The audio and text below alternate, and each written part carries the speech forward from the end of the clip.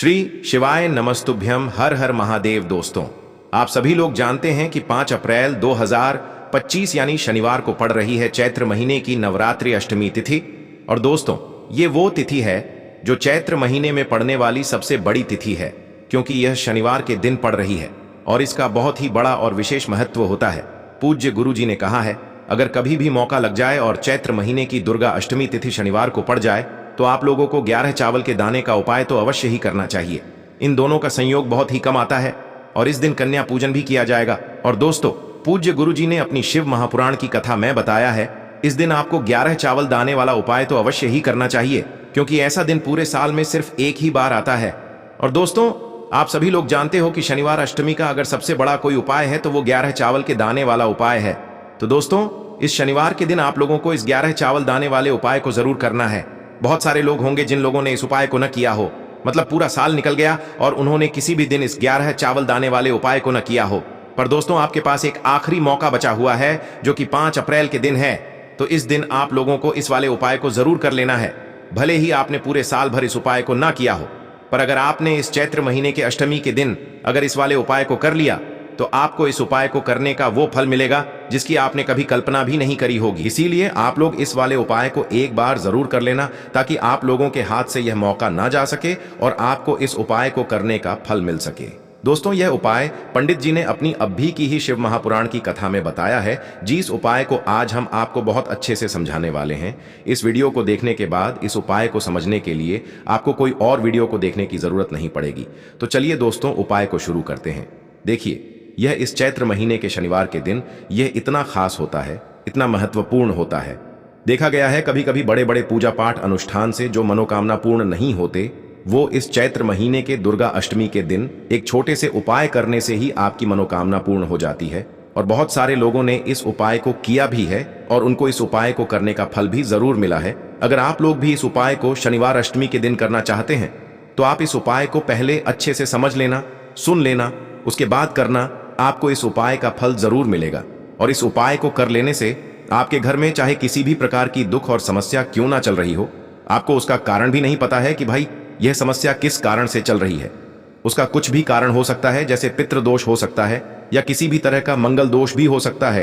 तो इस दिन आप लोगों को ये वाला उपाय कर लेना है। ये एक ऐसा उपाय है जिस उपाय को अगर किसी विशेष दिन पर किया जाए तो भाई उस विशेष दिन का जो है वह तो हमें मिलता ही मिलता है, पर हमने उस दिन पर इस उपाय को किया है तो हमें उससे भी बड़ा फल मिलता है और फल बहुत जल्दी मिलता है, क्योंकि आप इस उपाय को बहुत ही बड़े और विशेष दिन पर कर रहे हो। तो चलिए अब उपाय के बारे में बात करते हैं, लेकिन उससे पहले आप लोगों को यह जानना आवश्यक है कि आखिर यह उपाय किस समय करना है, किसको करना है और कैसे करना है। तो चलिए हम आगे आपको वीडियो में एक एक करके बता देते हैं। लेकिन उससे पहले अगर आप लोग हमारे चैनल पर नए हैं तो हमारे चैनल को सब्सक्राइब कर लेना और इस वीडियो को लाइक करके कमेंट बॉक्स में श्री शिवाय नमस्तुभ्यम ओम नमः शिवाय जरूर टाइप कर देना। और अपने फायदे के लिए, गरीबी दूर करने के लिए इस वीडियो को पूरा देखकर जाना, तभी आपको लाभ की प्राप्ति होगी। यदि आज आपने वीडियो को बीच बीच में से देखा, काट काट कर देखा, तो आपको जीवन में कभी सफलता हासिल भी नहीं होगी। तो दोस्तों, इस 11 चावल के दाने वाले उपाय को हमें इस चैत्र नवरात्रि अष्टमी के दिन कैसे करना है, किसको करना है, किस समय करना है और कहां पर करना है, ये सारे सवालों के जवाब आपको इस वीडियो में मिल जाएंगे। और जो ये वीडियो देखेगा भाई, उसको 11 चावल के दाने वाला उपाय जरूर करना चाहिए, क्योंकि इस दिन एक चावल के दाने का भी बहुत ही बड़ा और विशेष महत्व होता है। और जब बात आ जाए 11 चावल के दाने की, तो ये सोने पे सुहागा वाली बात हो जाती है और ये एक बहुत ही बड़ा उपाय हो जाता है इस शनिवार अष्टमी तिथि का। तो अब दोस्तों, इस 11 चावल के दाने वाले उपाय को आखिर करना किसको है, सबसे पहले हम लोग वो बात जान लेते हैं। तो देखो, घर की जो बड़ी माताएं बहनें होती हैं, उन माताओं बहनों में से कोई भी एक बड़ी माता बहन इस वाले उपाय को कर सकती है। और दोस्तों, अगर आप चाहें तो अपने घर में से सभी सदस्यों को भी इस उपाय को करवा सकते हैं। अगर किसी व्यक्ति की खुद की कोई मनोकामना है, खुद की कोई दुख और परेशानी है जो कि वह अपने लिए ही करना चाहता है इस वाले उपाय को, तो वह खुद अपने लिए भी कर सकता है। बाकी अगर कोई घर में से ऐसा है जो कि अपने पूरे घर परिवार की सुख और शांति के लिए ये वाला उपाय करना चाहता है तो भाई वह भी कर सकता है, उसमें भी कोई दिक्कत वाली बात नहीं है। कहने का मतलब यह है कि इस उपाय को हर एक सदस्य भी कर सकता है और पूरे घर परिवार के सदस्य के लिए घर की बड़ी माताओं बहनों में से कोई एक माता बहन भी कर सकती है। माताएं बहनें अगर घर में उपस्थित न हो या वो यह वाला उपाय न कर पा रही हो तो फिर घर का कोई बड़ा सदस्य भी इस 11 चावल के दाने वाले उपाय को कर सकता है, चाहे फिर वह पुरुष ही क्यों ना हो, उसमें कोई भी दिक्कत वाली बात नहीं है। अब दोस्तों, इस 11 चावल के दाने वाले उपाय को हमें करना कहां पर है? हमें इसे शिव जी के मंदिर में जाकर करना है। बहुत सारे लोग प्रश्न करते हैं हर एक उपाय को करते समय क्या हम इस उपाय को घर पर कर सकते हैं? तो इस वाले उपाय को आप घर पर नहीं कर सकते हो। इस वाले उपाय को करने के लिए आपको शिव जी के मंदिर ही जाना पड़ेगा। उसके बाद में दोस्तों जो अगला प्रश्न निकल कर आता है वो यह आता है इस उपाय को लेकर कि आखिर इस उपाय को हमें किस समय करना है, सुबह के समय करना है कि शाम के समय करना है? तो देखो, इस वाले उपाय को आप लोग सुबह के समय भी कर सकते हो और शाम के समय प्रदोष काल में भी कर सकते हो। अब अगर आप पूछो कि भाई सबसे उत्तम समय कौन सा रहेगा इस 11 चावल के दाने वाले उपाय को करने का, तो हम आपसे बस यही कहेंगे कि इस उपाय को आप सुबह के समय करेंगे तो ज्यादा बेहतर होगा। बाकी अगर प्रदोष काल शाम के समय भी करेंगे तो भी अच्छा होगा, उसमें कोई भी दिक्कत वाली बात नहीं है।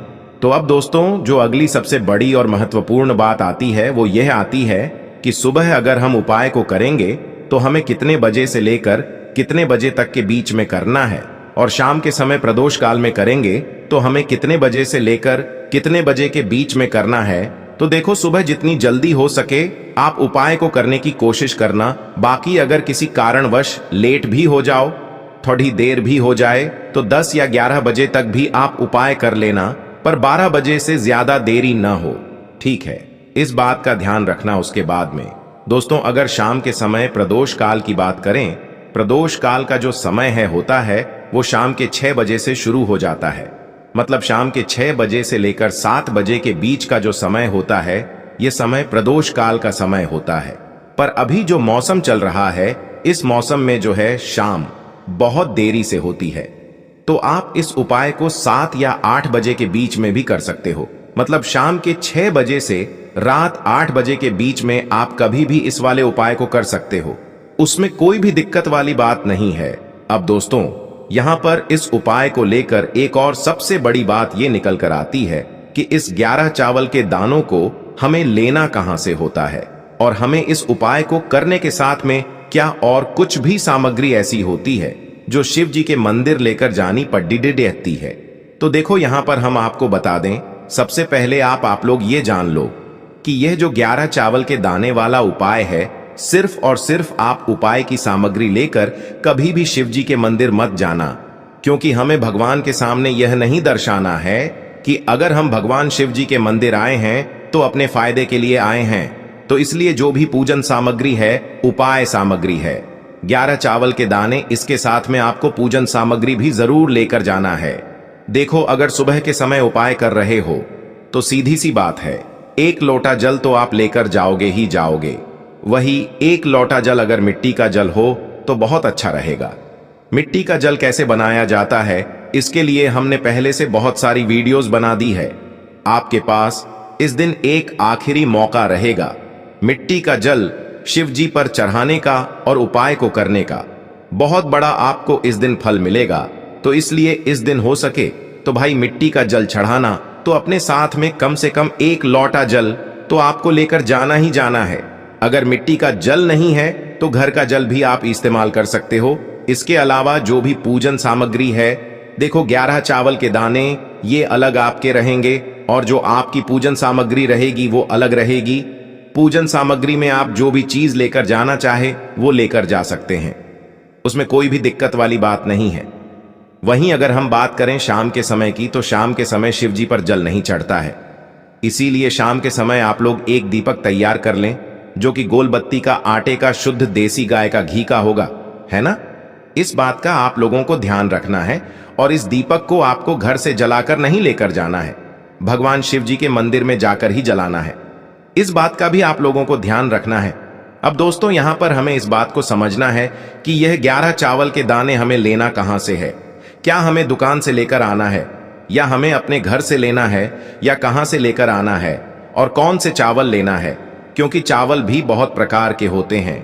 तो देखो, इन सभी सवालों के जवाब आप लोग एक बात में सुन लो कि भाई ये जो उपाय है, इस उपाय में आपको ये नहीं देखना है कि भाई कौन से चावल है, कौन से चावल नहीं है।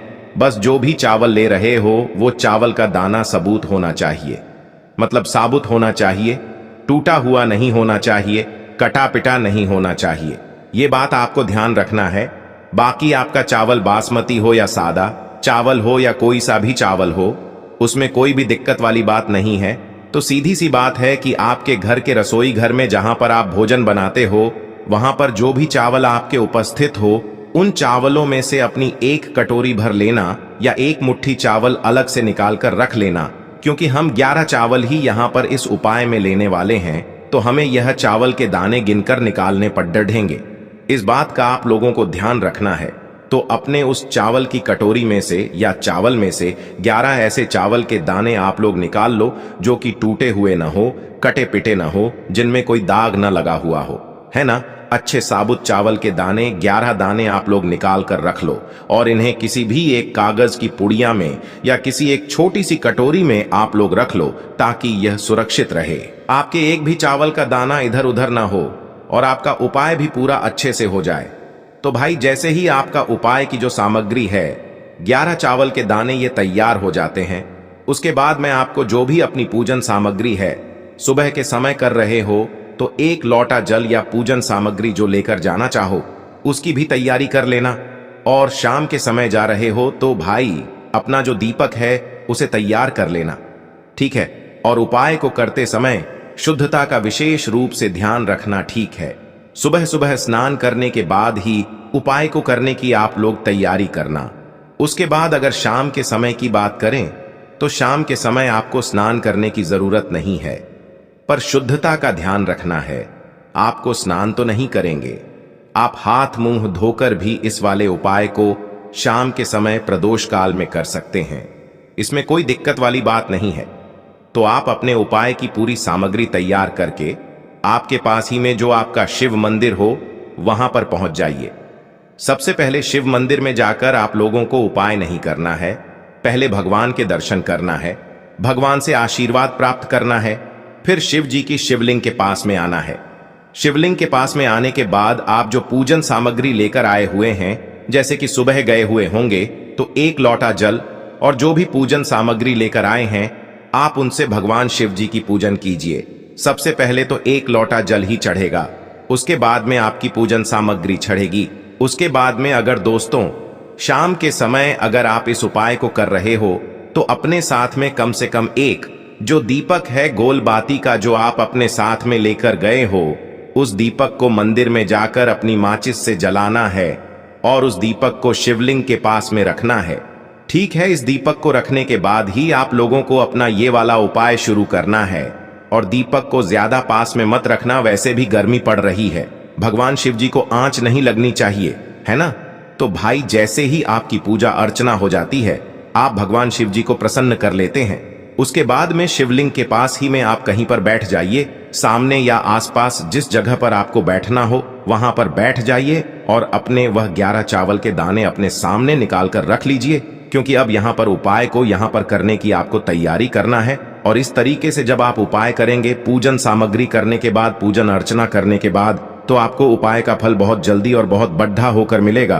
तो अपने 11 चावल के दाने अपने सामने निकाल कर रख लेना। और यह जो उपाय है यह आपकी सीधे हाथ की हथेली से होगा, इसलिए इस बात का भी विशेष रूप से ध्यान रखना है। तो सीधे हाथ की हथेली का प्रयोग करके ही आप लोग अपना इस वाले उपाय को करना। अपने सामने जो भी आपकी कागज की पुड्डियां है उसको खोल कर रख लो, या कटोरी है तो भाई उसे अपने सामने रख लो और अपने वह 11 चावल के दाने निकाल लो, ठीक है। उसके बाद में दोस्तों अब आपको क्या करना है कि शिवलिंग आपके सामने होगी, तो आपने वह 11 चावल के दाने एक एक करके आपको शिव जी के शिवलिंग के ऊपर चढ़ाना है। कहां पर चढ़ाना है? शिवलिंग के ऊपर चढ़ाना है और कहीं पर भी नहीं चढ़ाना है।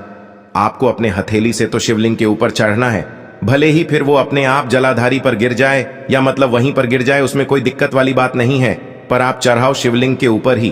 तो आपको क्या करना है, अपना पहला चावल का दाना उठाना है, श्री शिवाय नमस्तुभ्यम बोलना है और शिवलिंग पर चढ़ा देना है।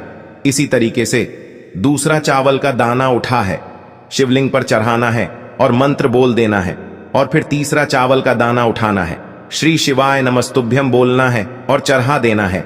इसी प्रकार से आपको पूरे 11 चावल के दाने एक एक करके शिव जी के शिवलिंग के ऊपर चढ़ाना है और भगवान से प्रार्थना करते जाना है। मतलब प्रार्थना तो आपको आखिरी में करना है, पर हर एक चावल के दाने को चढ़ाते समय श्री शिवाय नमस्तुभ्यम जरूर बोलना है।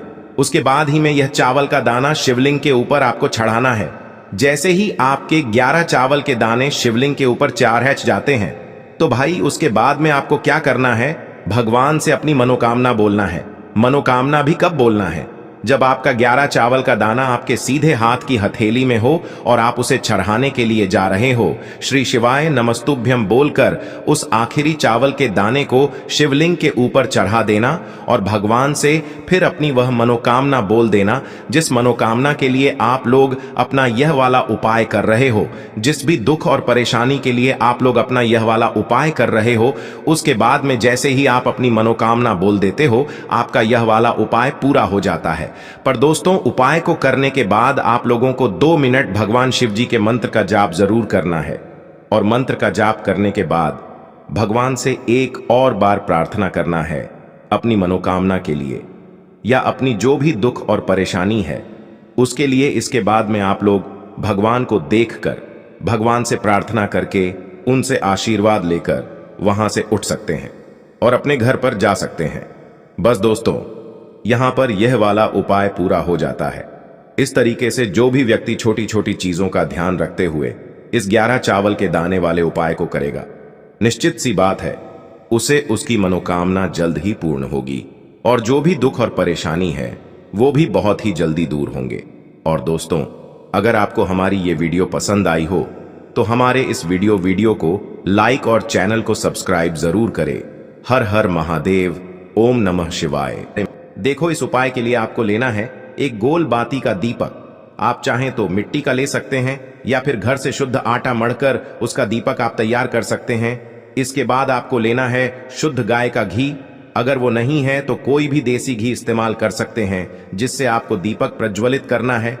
देखो, अब ये सब सामग्री लेकर आपको जाना है प्रदोष काल में आपके घर पर तुलसी जी के घेरे के पास में। देखो, ये उपाय तो आपको अवश्य करना है। देखो, वहां पहुंचकर सबसे पहले वो दीपक आपको प्रज्वलित कर देना है और ओम नमो भगवते वासुदेवाय नमः का 11 बार जाप करना है। उसके बाद आपको अपने सीधे हाथ में थोड़ी हल्दी लेकर उस दीपक में अपना नाम और गोत्र बोलते हुए डाल देना है। उसके बाद माता लक्ष्मी से आपको प्रार्थना करना है कि हे महालक्ष्मी, हमारी सभी दुख तकलीफों को दूर करो। हे महादेव, हमारे सब दुख कष्टों को खत्म करो। इस भावना से आपको ये उपाय करना है। चलिए